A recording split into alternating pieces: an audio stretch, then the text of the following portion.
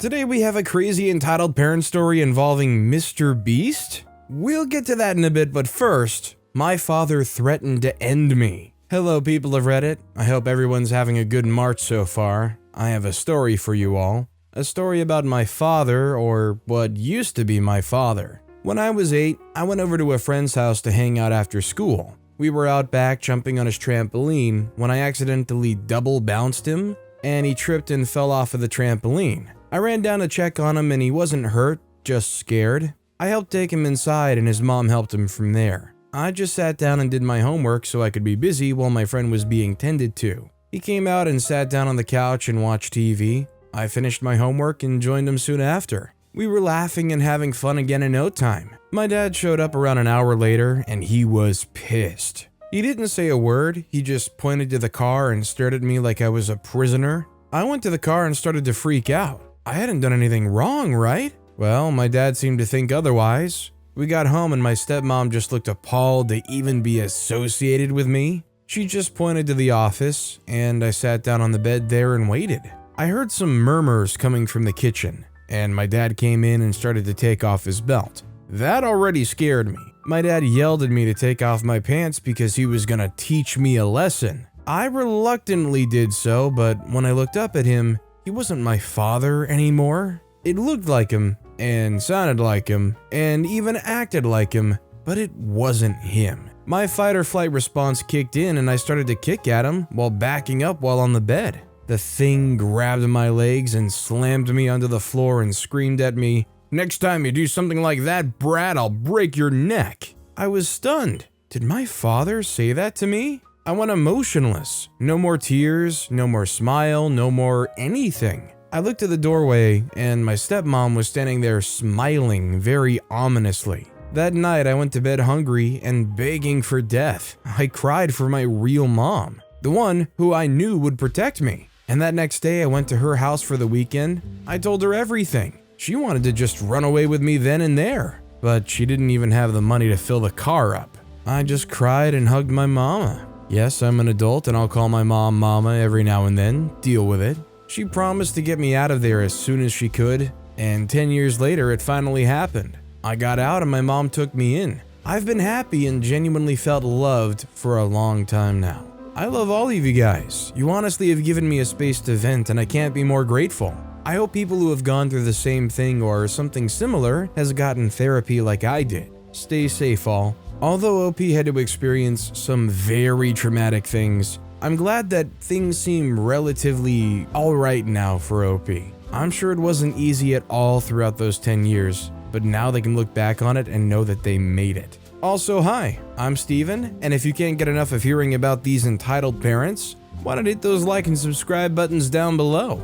This next story is Karen being entitled or just a moron? This is a short and lighthearted story.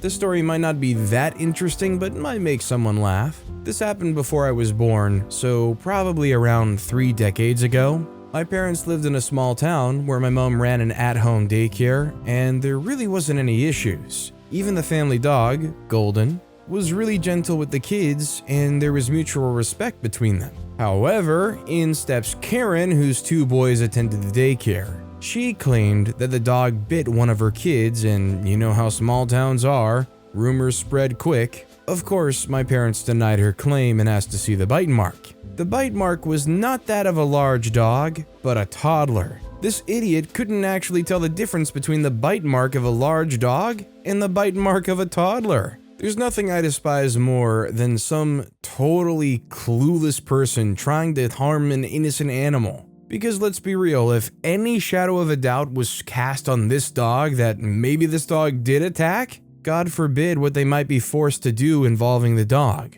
Our next story is financial abuse. So I got my tax return today. I was planning on using it to pay off my credit card debt, but my mother's constantly having her hands out for my money, even though I was the one who worked for it. This woman has stolen $2,700 from me before when I was 15. My tax return was only $1,200, but I owe $2,100 on my credit card because of some bad decisions I made, and I need a new mattress because my current one is broken and makes my back ache. My mother knows I can't afford to give, but doesn't give a freak. She lacks empathy. I really don't understand how she can treat her own child like an object and expect to be rewarded for it. I mean, this is the kind of thing where down the road, you kind of cut them off and you distance yourself and, you have your parents sitting there thinking to themselves, how come my kid never talks to me? How come my kid always wants to avoid me? Maybe because you just take advantage of your kid and treat them as like a money generator. Our next story is, how can my husband and I set up safe boundaries with his helicopter parents? I, 30-year-old female, have been married to my husband, 32-year-old male, for about 2 years now. This summer will mark our second anniversary. Now, to not rant on and ramble frustrations out, I'll do my best to explain everything. His parents seem to be helicopter parents and try to control him and his life. It got worse when we became homeless and had to move in with them. They helped us get this house and we put down the first month's rent and security deposit. We paid for this month on our own. Now, last night they blew a fuse because our car got impounded. His dad and big brother yelled at him, saying where his money was going, etc. My husband tried to explain that we'd been without income for 5 months and the interest rates just grew and we'd incurred about 2,000 cents. They didn't listen and just started to yell at him for hours. Now, to give more context, my in-laws legit live behind our house, so they're essentially our neighbors. They keep treating my husband like he's still a child. But what I don't understand is that my in-laws only treat their last 3 children this way. They had 7 children altogether, and my husband and his brothers are treated completely differently. His oldest brother is being treated like the golden child, and that if he throws a tantrum, my husband would have to do what he wasn't going to do. Thankfully, he's been setting his foot down with that, but this morning my father-in-law made a proposition that he'd get our car out of impound, but that there was a condition, that we'd have to let his wife control our finances. I got furious at that, and we're not planning to take that offer. We already have a financial plan to get it out by this Sunday once he gets his 4th check. Before the pandemic hit, my husband had an amazing job, but was one of the many workers who got laid off, and has struggled to get another job since. He did have 2 part-time jobs after that, but they cut his hours by a lot, to the point where he wasn't making anything more than $50 a check. He's a really hard worker, and it's been killing him that he's been struggling to get work.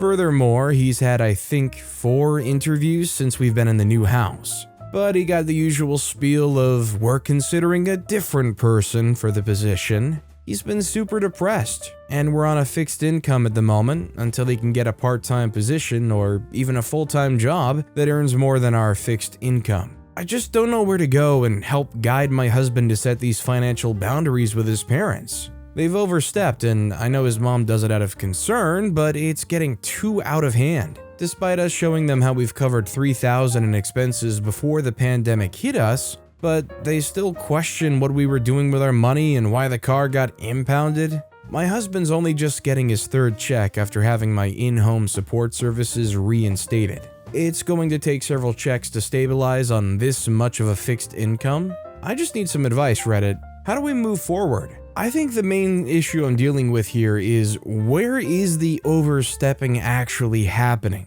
I could totally understand not wanting them to outright be able to control the finances, but let's be real, your car is in impound. Honestly, it sounds like they're just very concerned and want to help. To me, not having a complete grasp of the entire situation, it sounds like OP's more or less trying to push the help away. This next story is, Mom stole my money and berated me for wanting it back. Okay, it's been a long time since I last posted here. As a quick summary, the entire side of my mom's family is an entitled freak-ups, and so is my mom. I was doing great for a few months because I don't see her too often, and yesterday she acted up.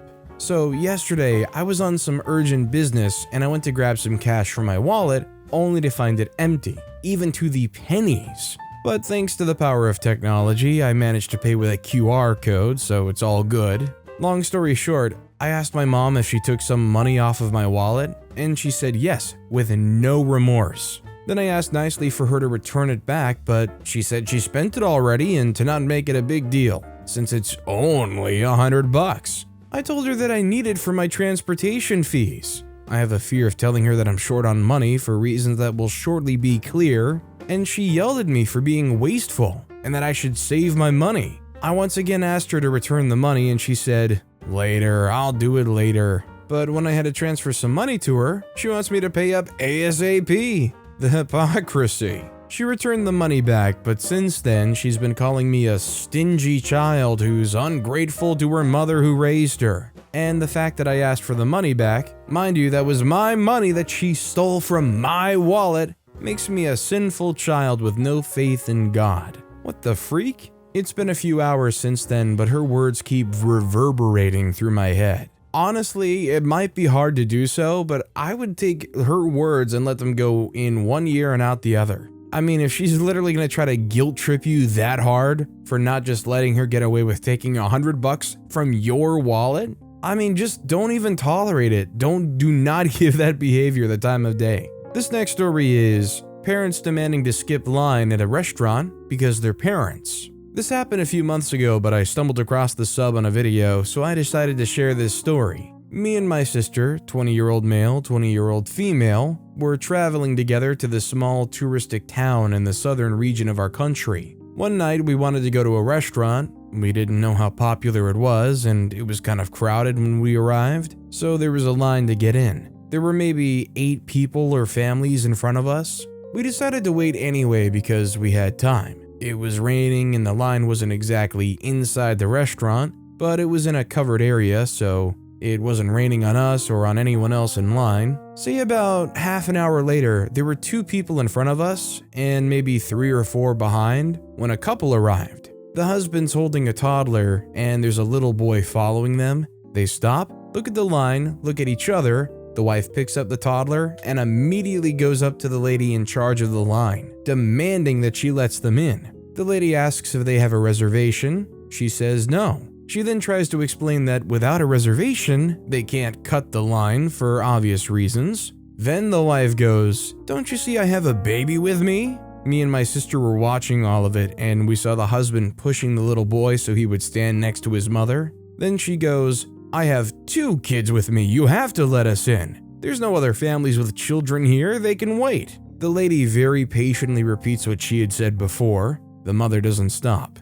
"It's raining on us." It wasn't. "My kids are going to get sick. If my kids get sick, it'll be your fault. You have to get a table for us and let us in right now." Then she called her husband and he started repeating the same thing she was saying, that they had the right to cut the line because they had kids. The kids should be prioritized over the adults in line. Kids were hungry and were going to get sick, etc. They eventually left, complaining and cursing the lady who was just doing her job. I don't blame the kids for the parents' behavior, but it wasn't a nice scene to watch, and it definitely was an awful example for them. Eventually, we were able to get in, and the food was really good, so at least our night wasn't ruined. This is one of those situations where you're never gonna say it out loud, but in your mind you go, "Congratulations, you had sex and you popped a baby out. That doesn't make you any more entitled than any other person in line." Harsh, but true. Our next story is, Mom gets very upset that I'm independent and don't always take her advice. I'm 23-year-old female and my mom is 54. I'm the only child of my parents and I've always been close with both of them. I graduated college in May 2022 and started dating my current boyfriend in April 2022. I've been working as a teacher since August 2022. I've become very independent, from making my own money to living with my boyfriend. I feel like this upsets and angers my mom, and I feel like she wants to control me even though I'm a responsible adult. Since October, I've had a plethora of medical issues which haven't resolved from a general surgeon's intervention a few times. I asked the surgeons back in November if seeing a specialist would have been beneficial, but they didn't think so at the time. So I followed their orders. The whole time, my mom was very opinionated about the whole thing, and has always lacked trust in doctors for whatever reason. She was upset, and still reminds me to this day, despite it being March, that I should have advocated for myself more and seen the specialist, constantly making me feel bad about it and how I prolonged any healing. I explained that I obviously can't go back in time and have to make the best of the situation now, but it's never a sufficient answer. Another thing with her is drinking. My boyfriend, 27-year-old male, and I are clearly of legal drinking age and like to enjoy a drink or two with our meals.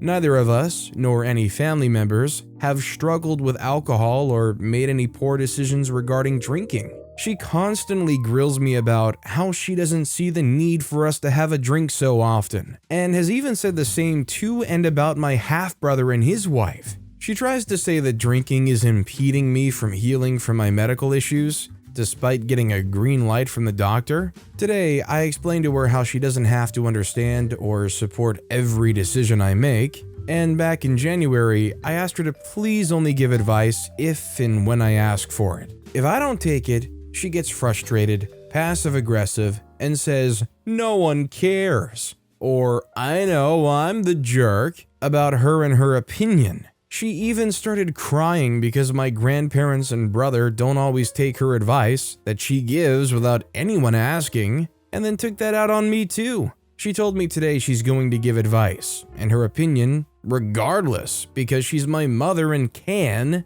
and tried to make it seem like I said they've not supported me whatsoever. Once I stood up for myself and told her that I don't owe them an explanation for my decisions and assured them that I'm responsible, she hung up. I'm at a loss right now. I'm sure she thinks that because I'm 23, have a job, and a boyfriend who's older, that I think I know it all, but I'm tired of all this. Any advice from anyone experiencing anything similar? Well, I can't say that I'm experiencing anything necessarily similar or have experienced it, but I would say honestly just continue to put your foot down, continue to be completely honest without needing to be aggressive about it, and if they can't respect that, explain to them that you're gonna start pulling back, and that if you're forced to do so, hopefully they can understand and learn to adjust and accept OP for who they are and the decisions they make. Our next story is, entitled parent wants Mr. Beast burger when a restaurant doesn't serve it in-house. So my friend Ariel, 18-year-old female at the time, used to work at a Red Robin, which is a burger restaurant in the States.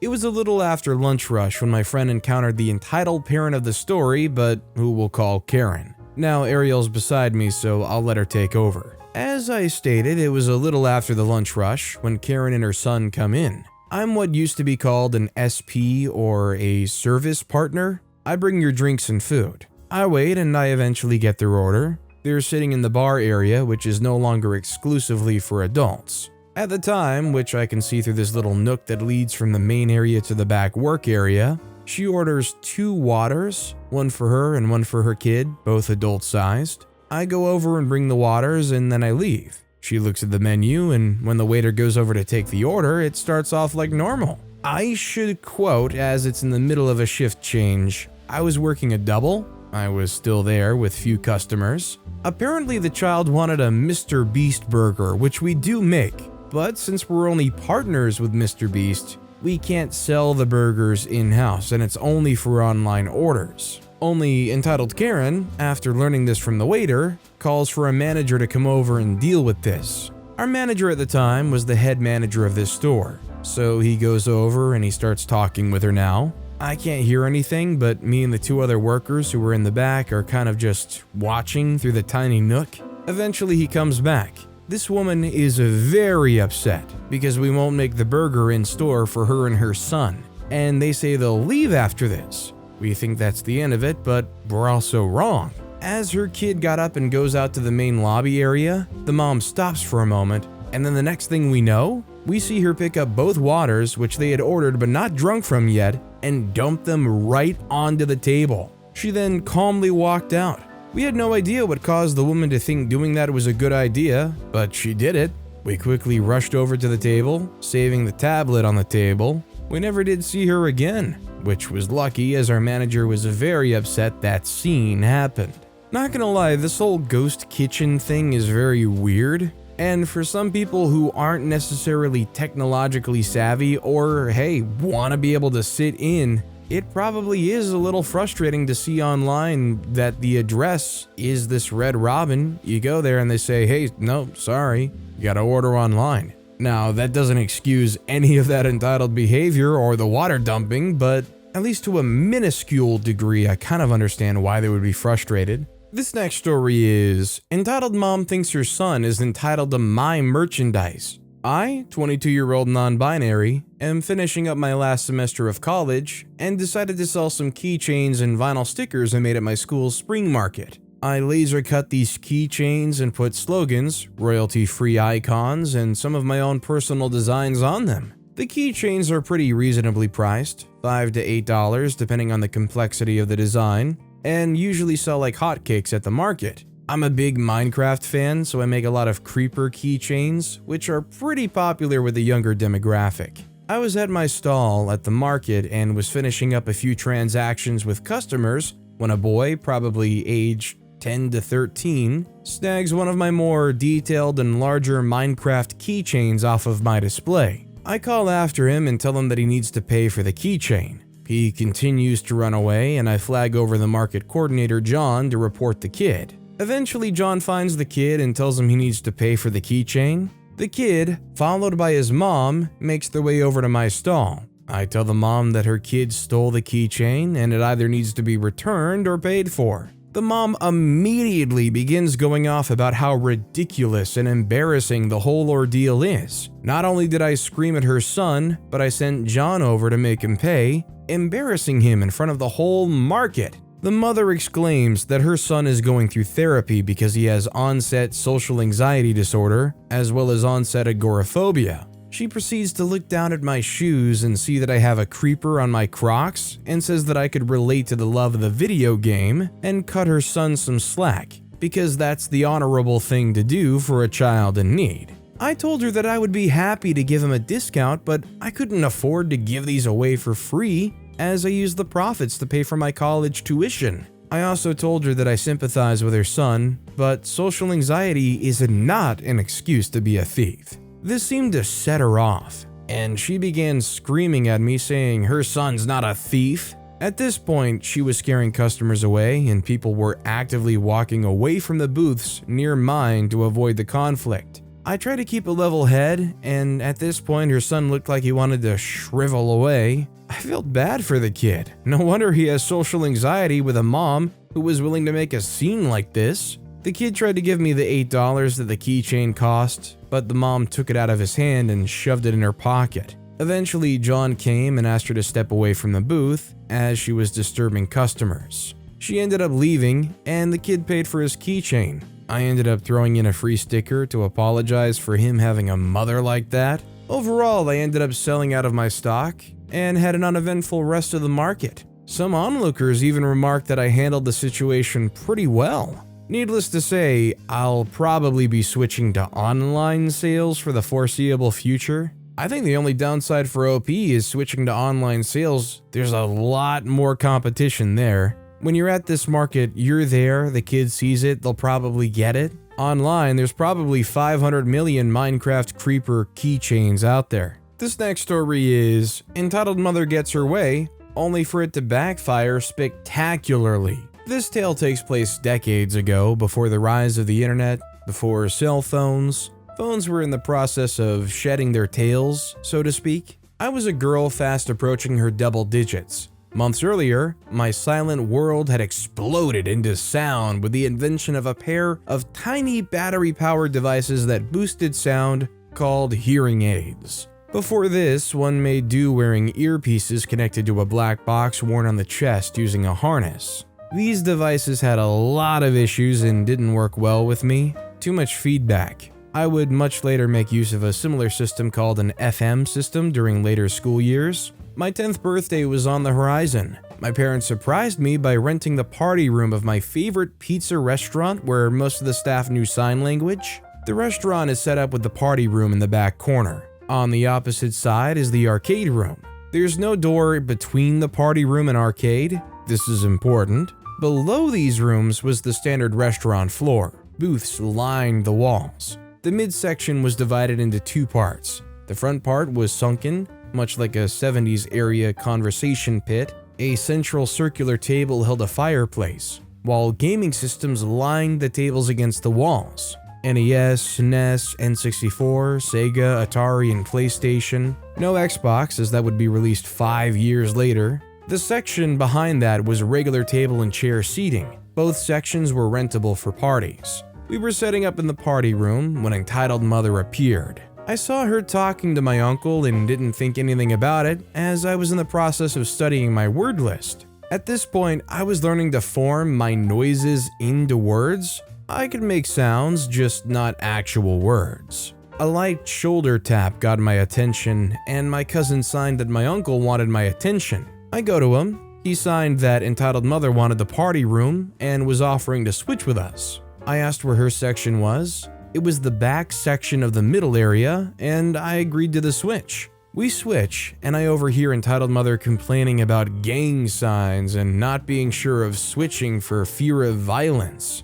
But entitled kid wanted the party room. We switch. This puts us right next to the arcade. A bit later, I'm having my speech lesson with my dad. Entitled kid and friends try to dash through to get to the arcade, is told he can't, and runs off crying to entitled mother. I'm on my dad's lap with one hand on my chest and my other on his, trying to mimic the same motions his chest makes as he says the words on my list. I'm struggling with a word. We hear a screech. Entitled mother's pointing at us and screeching about sex, our use of gang signs, and how her husband was going to arrest us all when his backup arrived. My uncle stood. Now, he's a huge beefcake of a man who is a big teddy bear inside. He towers well over her and glares at her. His mouth is moving. I later learned he was telling her I was deaf, learning to speak, and the language was sign language, not gang signs. And no, her spawn and friends were not going to disrupt our party. They can go around us instead.